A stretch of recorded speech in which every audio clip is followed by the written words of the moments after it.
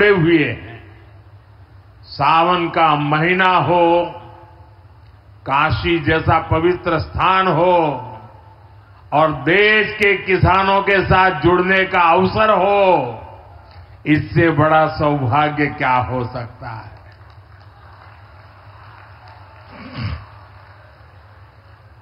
आज मैं ऑपरेशन सिंदूर के बाद पहली बार काशी आया हूं।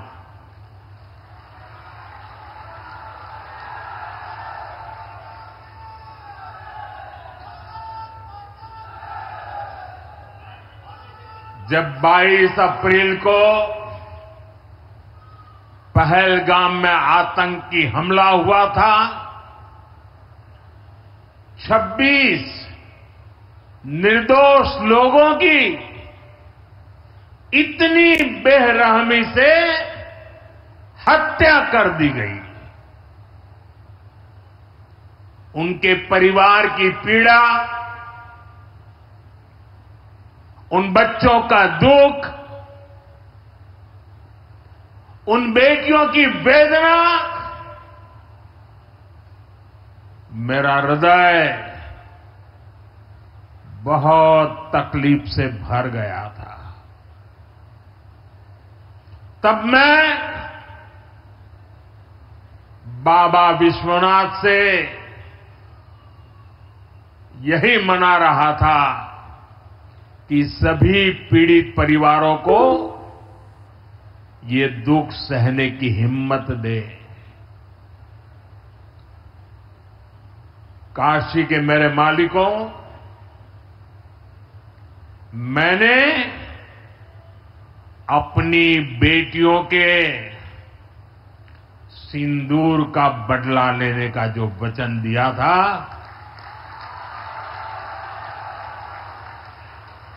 वो भी पूरा हुआ है। ये महादेव के आशीर्वाद से ही संभव हुआ है। मैं ऑपरेशन सिंदूर की सफलता को उनके चरणों में समर्पित करता हूं।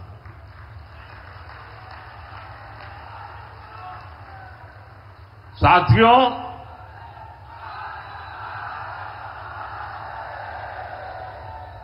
इन दिनों जब काशी में गंगा जल लेकर जाते हुए शिव भक्तों की तस्वीरें जब देखने का अवसर मिल रहा है, दिव्य तस्वीरें, और खासकर सावन के पहले सोमवार को जब हमारे यादव बंधु बाबा का जलाभिषेक करने निकलते थे, गौरी केदारेश्वर से कंधे पर गंगा जल लेकर यादव बंधुओं का समूह, कितना मनोरम दृश्य होता है। डमरू की आवाज, गलियों में कोलाहल, एक अद्भुत भाव विश्व पैदा होता है। मेरी भी बहुत इच्छा थी कि सावन के पवित्र महीने में बाबा विश्वनाथ और मार्कंडेय महादेव के दर्शन करूं, लेकिन मेरे वहां जाने से महादेव के भक्तों को असुविधा न हो, उनके दर्शन में बाधा न पड़े, इसलिए मैं आज यहीं से भोलेनाथ और मां गंगा को प्रणाम कर रहा हूं।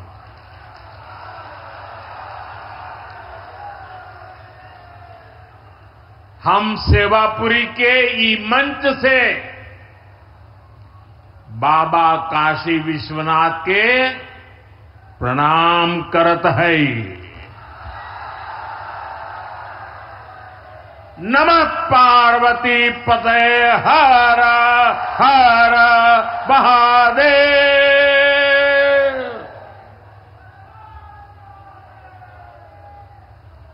साथियों, कुछ दिनों पहले मैं तमिलनाडु में था। मैं वहां 1000 साल पुराने एक ऐतिहासिक मंदिर गया था, गंगईकोंडा चोलापुरम मंदिर। ये मंदिर देश की शैव परंपरा का एक प्राचीन केंद्र है।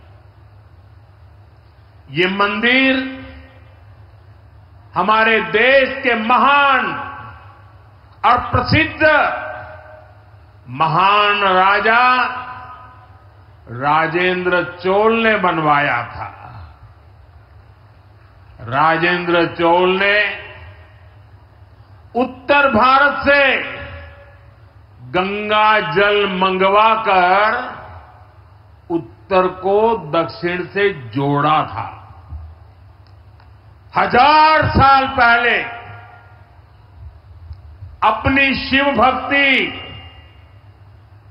और शैव परंपरा के जरिए राजेंद्र चोल ने एक भारत श्रेष्ठ भारत का उद्घोष किया।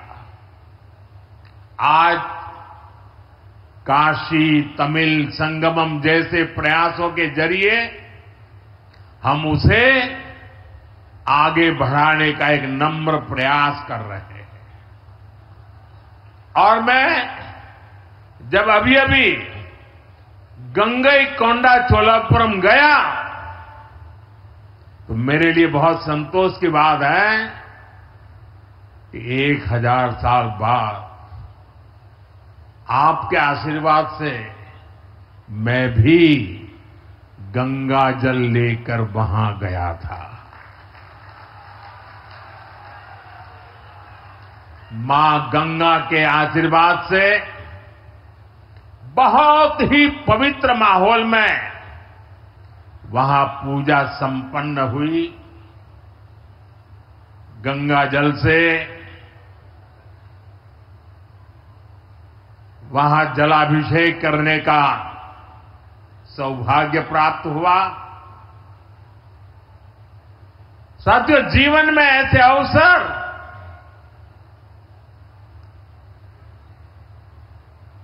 बहुत प्रेरणा देते हैं। देश की एकता की हर बात नई चेतना जगा देती है और तभी तो ऑपरेशन सिंदूर सफल होता है।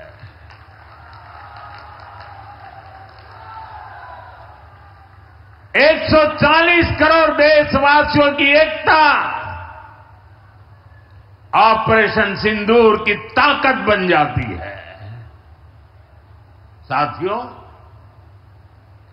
ऑपरेशन सिंदूर जवानों के पराक्रम का वो पल और आज किसानों को प्रणाम करने का अवसर।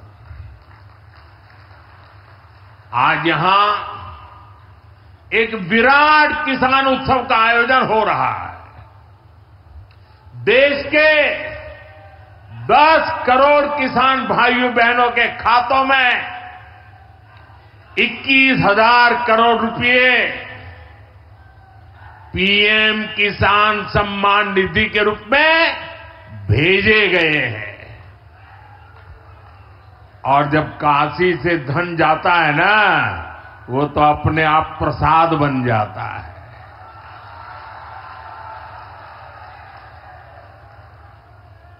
₹21,000 करोड़ रुपया किसानों के खाते में जमा। साथियों, आज यहां भी 2,000 करोड़ रुपए से ज्यादा की विकास परियोजनाओं का लोकार्पण और शिलान्यास भी हुआ है। बाबा के आशीर्वाद से काशी में विकास की अविरल धारा मां गंगा के साथ साथ आगे बढ़ रही है। मैं आप सभी को, देश के किसानों को बहुत बहुत बधाई देता हूं। अभी कुछ ही दिन पहले काशी में सांसद टूरिस्ट गाइड प्रतियोगिता भी आयोजित की गई थी। यानी स्पर्धा के द्वारा स्किल डेवलपमेंट,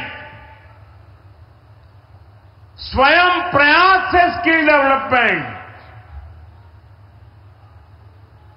उसके अनेक प्रयोग आज काशी की भूमि में हो रहे हैं।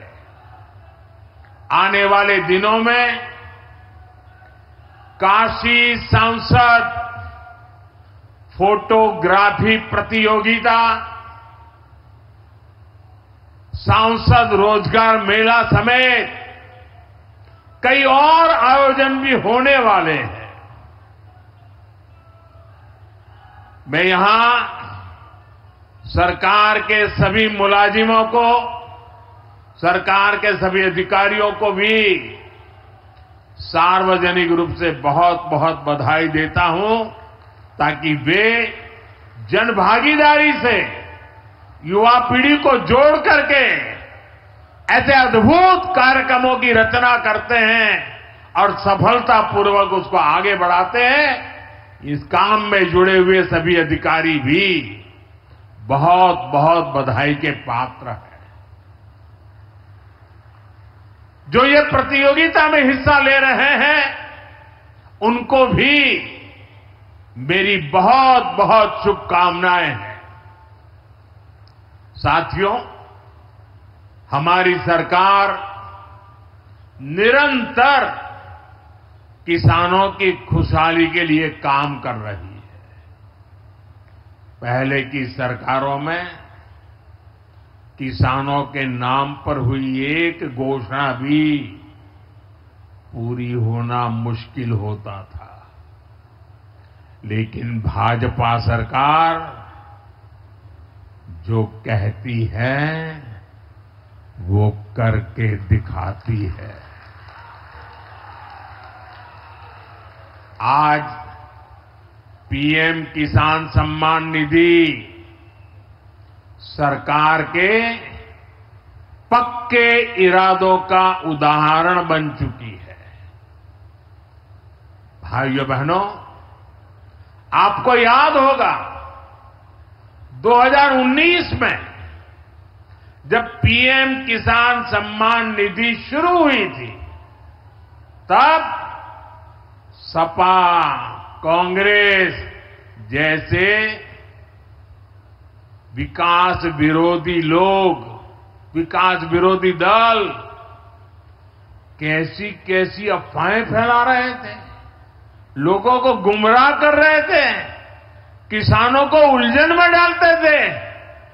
कोई कहता था मोदी भले योजना लाया, लेकिन 2019 का चुनाव जाएगा, ये सब बंद हो जाएगा। इतना ही नहीं, मोदी ने जो पैसा भी जमा किया है ना, वो भी वापस निकाल देगा। कैसा झूठ बोलते हैं। और यही देश का दुर्भाग्य है कि निराशा की गर्त में डूबा हुआ विरोधी मानसिकता वाले लोग ऐसी ही झूठी सच्चाई को लेकर के जी रहे हैं। ये सिर्फ किसानों से, देश के लोगों से झूठ बोल सकते हैं।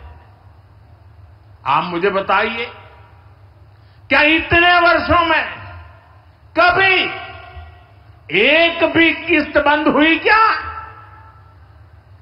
पीएम किसान सम्मान निधि बिना ब्रेक के जारी है। आज तक 4.25 लाख करोड़ रुपए, आंकड़ा याद रखना, 4.25 लाख करोड़ रुपए किसानों के खाते में भेजे जा चुके हैं। जरा आप मेरे साथ बोलेंगे कितने? 4.25 लाख करोड़। कितने? कितने? कितने? और ये 4.25 लाख करोड़ इतने रुपये किसके खाते में जमा किए? किसके खाते में जमा किए? मेरे किसान भाई बहनों के खाते में जमा किए। यहां यूपी के भी करीब 2.5 करोड़ किसानों को इसका लाभ मिला है। यूपी में किसानों को इस योजना के 90,000 करोड़ रुपए से ज्यादा भेजे गए हैं। इतना ही नहीं, मेरी काशी के किसानों को भी करीब करीब 900 करोड़ रुपए मिले हैं।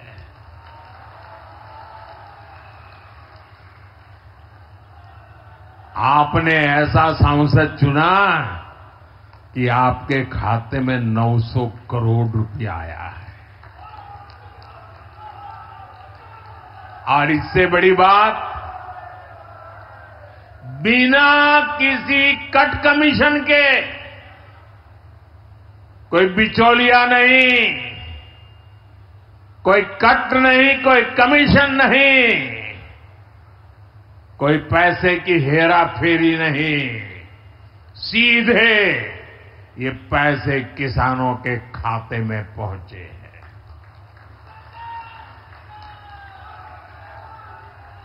और मोदी ने ये परमानेंट व्यवस्था बना दी है। ना लीकेज होगी, न गरीब का हक छीना जाएगा।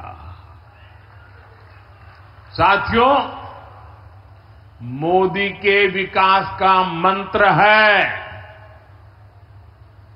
जो जितना पिछड़ा उसे उतनी ज्यादा प्राथमिकता। जो जितना पिछड़ा उसे ज्यादा प्राथमिकता। इस महीने केंद्र सरकार ने एक और बड़ी योजना को मंजूरी दी है। इसका नाम है प्रधानमंत्री धन धान्य कृषि योजना। इस योजना पर 24,000 करोड़ रुपए किसानों के कल्याण के लिए, कृषि व्यवस्था के लिए, कृषि विकास के लिए 24,000 करोड़ रुपए खर्च किए जाएंगे। देश के ऐसे जिले जो पिछली सरकारों की गलत नीतियों के कारण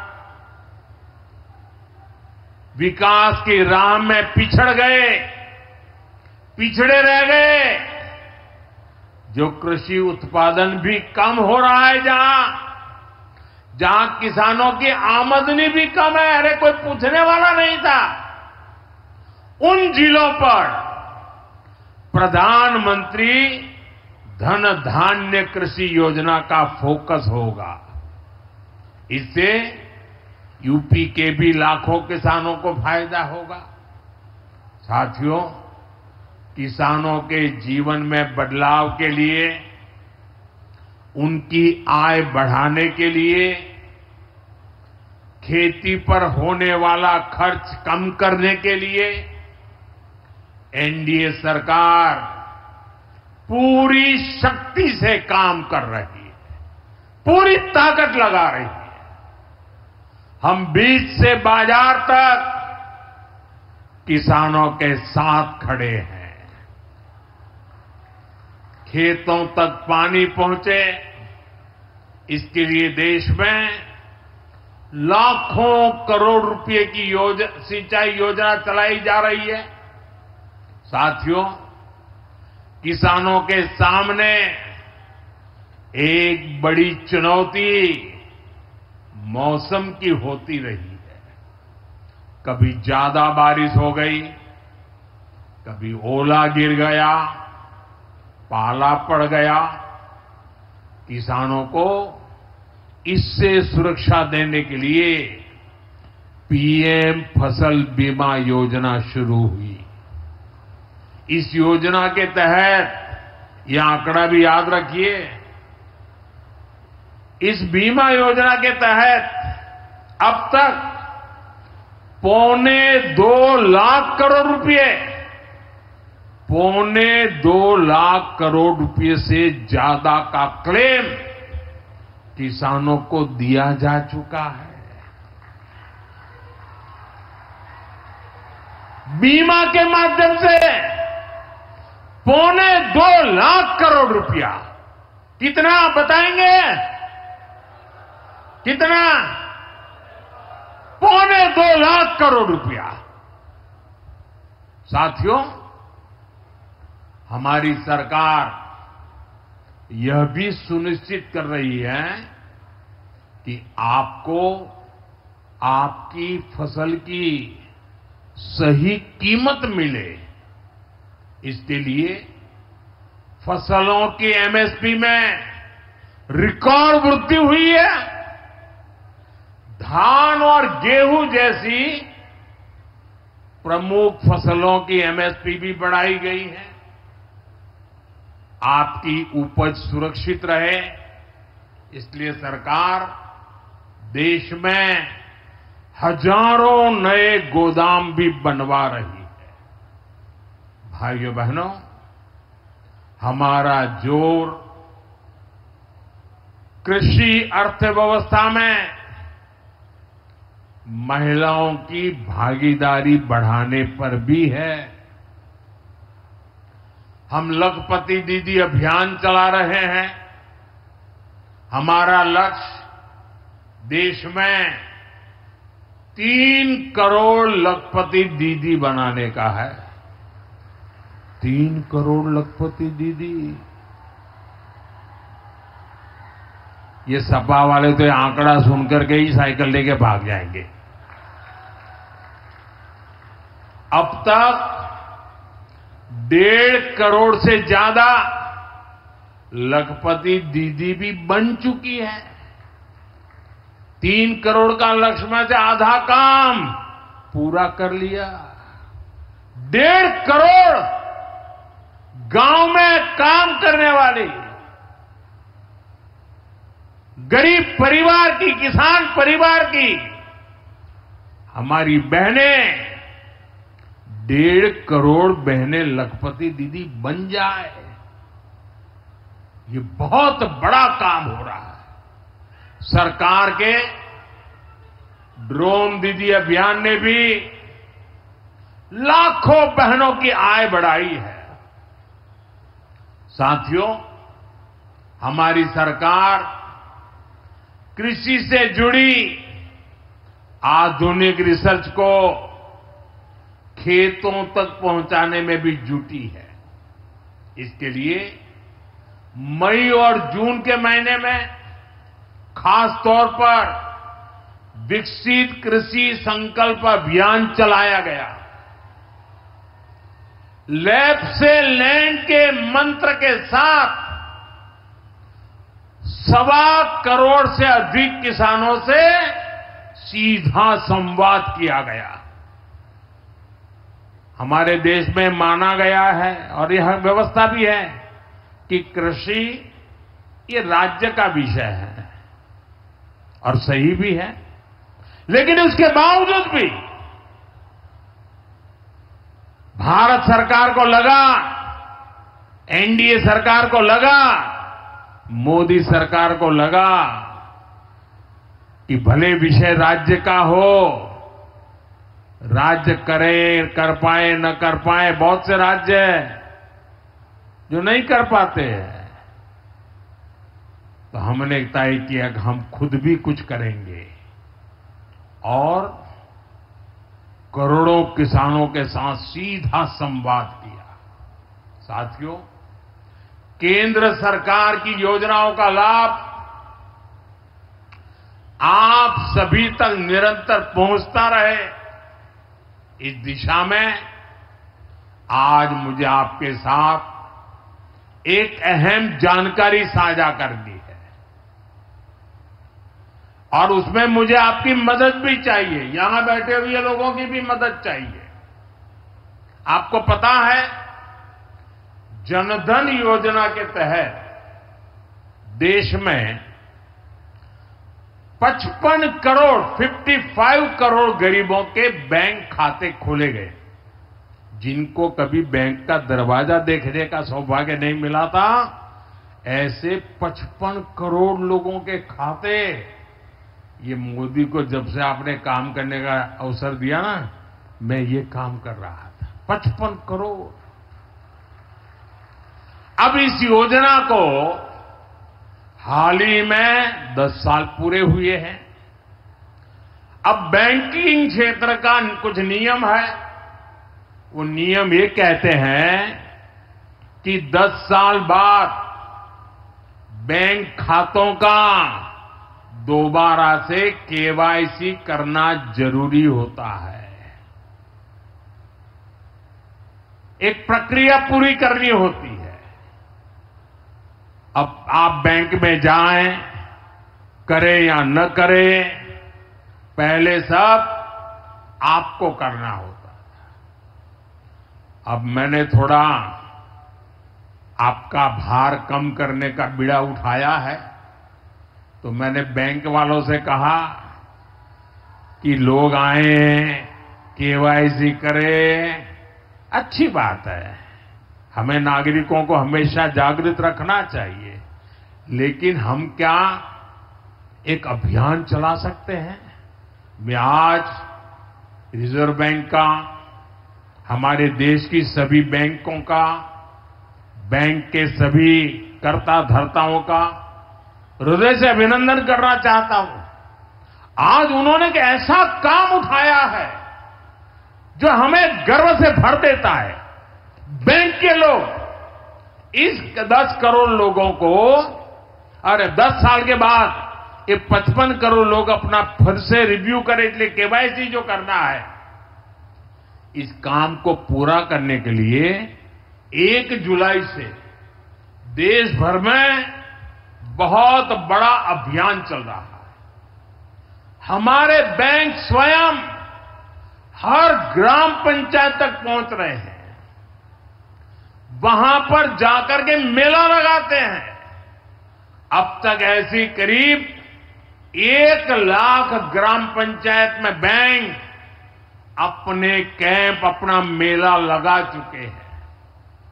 लाखों लोगों ने दोबारा अपना केवाईसी भी करा लिया है और ये अभियान आगे भी चलने वाला है। मैं ऐसे हर साथी जिसका जनधन खाता है उससे आग्रह करूंगा कि वो फिर से अपना केवाईसी जरूर करा ले। साथियों, ग्राम पंचायतों में बैंक जो स्पेशल कैंप लगा रहे हैं, अभी भी लाखों पंचायतों का काम जारी है। मैं समझता हूं कि इन कैंप का फायदा उठाना चाहिए और उसके कई फायदे हैं। एक और फायदा भी है, इन कैंपों में प्रधानमंत्री सुरक्षा बीमा योजना, प्रधानमंत्री जीवन ज्योति बीमा योजना, अटल पेंशन योजना, ऐसी अनेक योजनाओं का रजिस्ट्रेशन भी हो रहा है। और ये बीमा तो ऐसा है कि एक चाय के खर्चे से भी कम खर्चा लग जाता है। ये योजनाएं आपकी बहुत मदद करती है। इसलिए बैंकों ने जो जितना बड़ा अभियान चलाया है, आप इसका बहुत फायदा लीजिए। पूरे देश के लोगों से मैं कहता हूं, आप इन कैंपों में जरूर जाइए। अब अगर आप अब तक इन योजनाओं से नहीं जुड़े हैं तो उनके लिए रजिस्ट्रेशन करवाइए और अपने जनधन खाते का केवाईसी भी कराइए। मैं भाजपा के और एनडीए के सभी प्रतिनिधियों से कहूंगा कि वो ज्यादा से ज्यादा लोगों को इस अभियान के प्रति जागरूक करें। बैंकों से बात करें कब कैंप कहां लगने वाला है, वो क्या मदद हम कर सकते हैं। हम सामने से होकर बैंकों के इतने बड़े काम में हाथ बटाएं, उनको मदद करें और ज्यादा से ज्यादा लोगों को, जहां भी कैंप लगता है उस इलाके के लोगों को इस अभियान से जोड़े। साथियों, आज महादेव की नगरी में विकास और जन कल्याण के इतने काम हुए। शिव का अर्थ ही होता है, शिव का मतलब ही है कल्याण। लेकिन शिव का एक रूप और भी है। शिव का एक रूप तो कल्याण है, शिव का दूसरा रूप है रुद्र रूप। सामने जब आतंक और अन्याय होता है तब हमारे महादेव रुद्र रूप धारण करते हैं। ऑपरेशन सिंदूर के दौरान दुनिया ने भारत का यही रूप देखा है। भारत पर जो वार करेगा वो पाताल में भी नहीं बचेगा।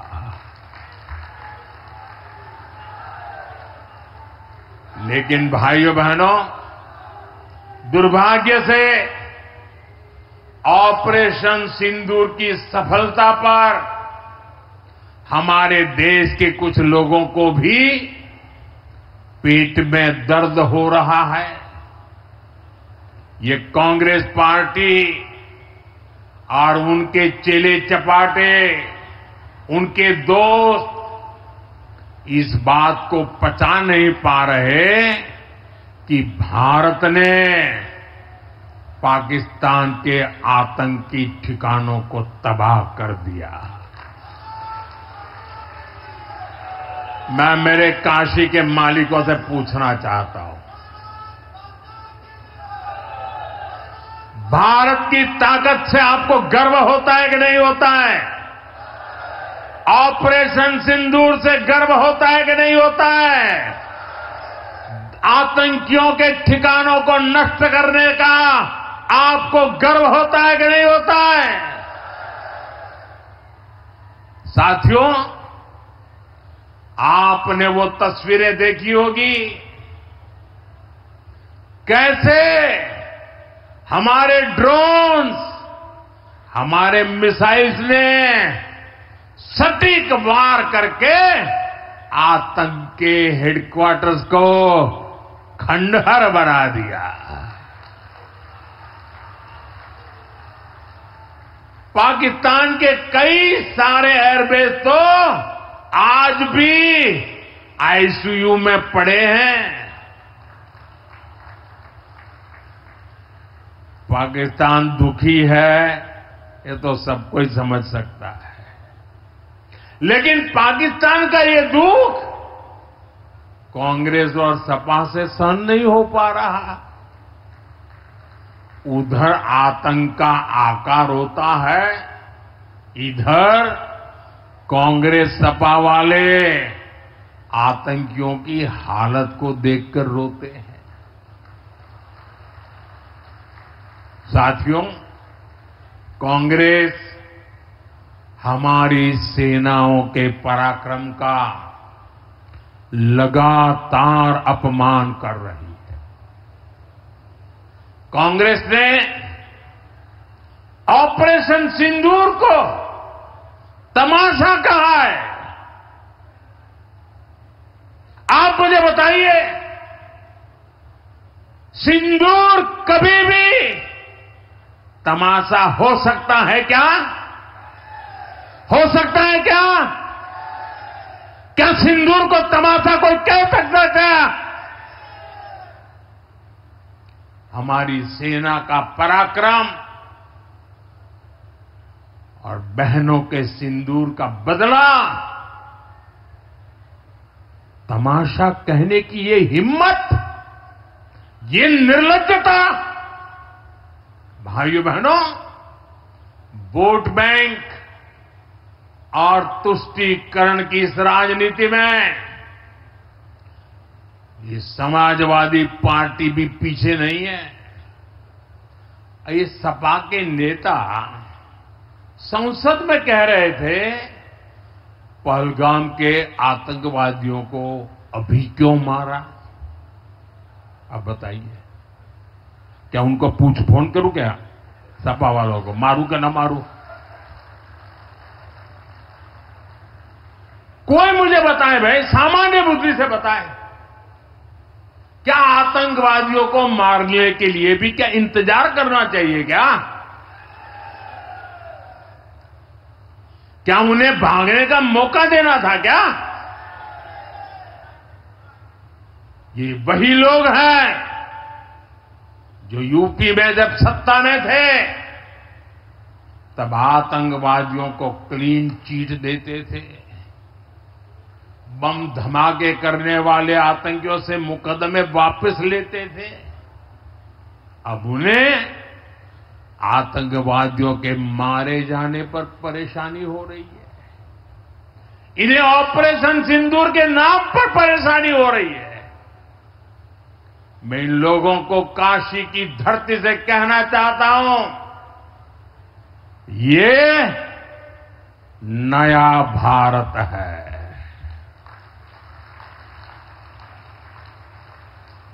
ये नया भारत भोलेनाथ को भी पूजता है और देश के दुश्मनों के सामने काल भैरव भी बन जाता है।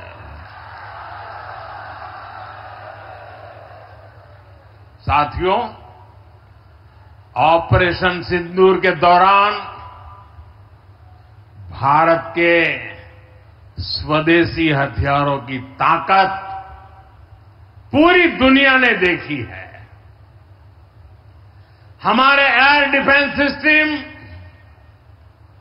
हमारी स्वदेशी मिसाइलें, स्वदेशी ड्रोन्स, इन्होंने आत्मनिर्भर भारत की ताकत को साबित किया है।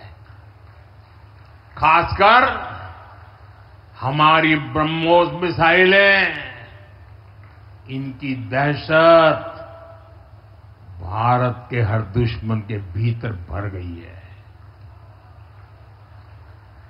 पाकिस्तान में कहीं यूं ही ब्रह्मोस आवाज आ जाए ना तो नींद नहीं आती। मेरे प्यारे भाई बहनों, मैं यूपी का सांसद हूं। यूपी के सांसद के नाते मुझे खुशी है कि वो ब्रह्मोस मिसाइलें हमारे यूपी में भी बनेगी।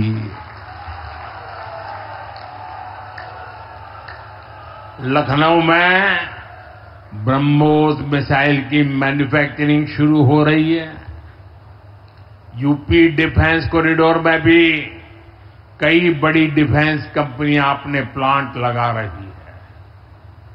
आने वाले समय में यूपी में बने हथियार, हिंदुस्तान के हर भाग में बने हथियार भारतीय सेनाओं की ताकत बनेंगे।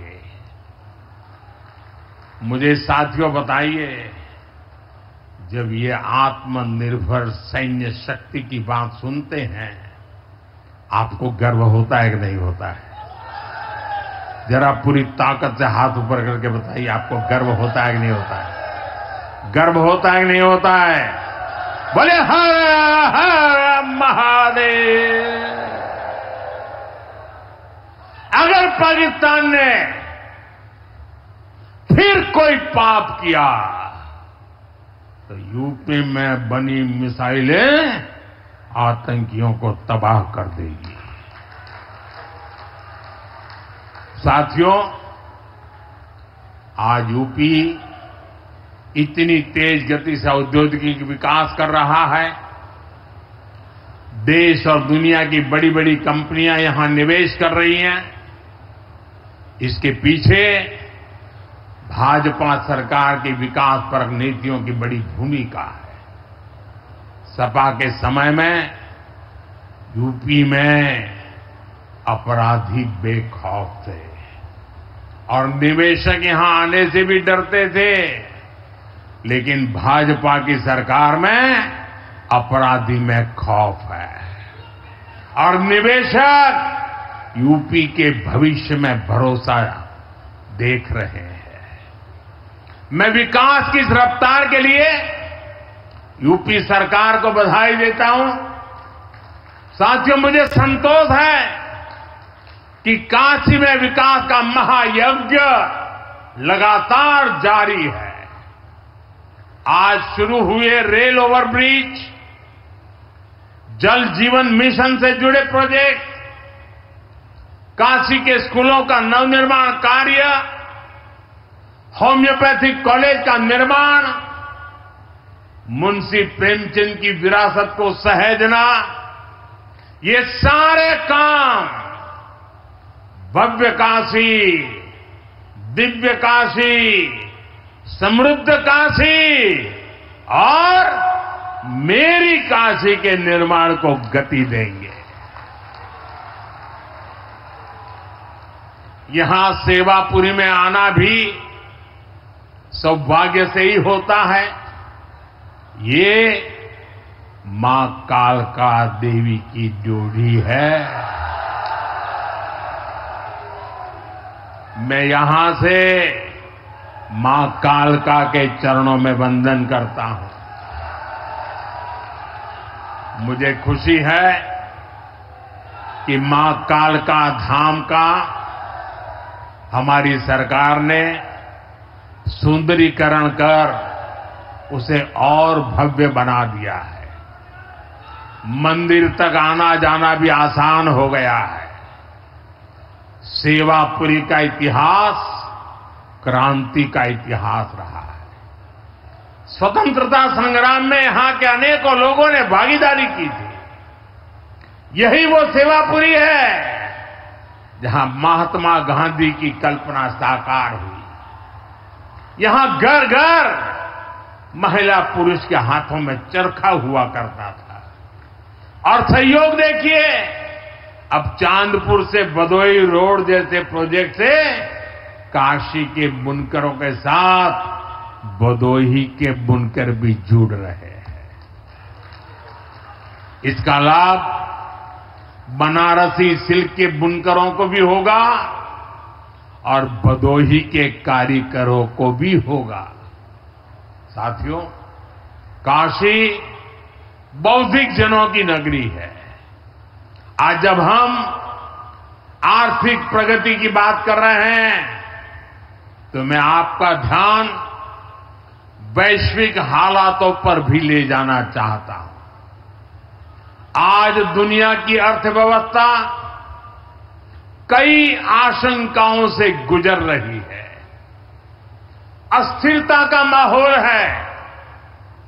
ऐसे में दुनिया के देश अपने अपने हितों पर फोकस कर रहे हैं।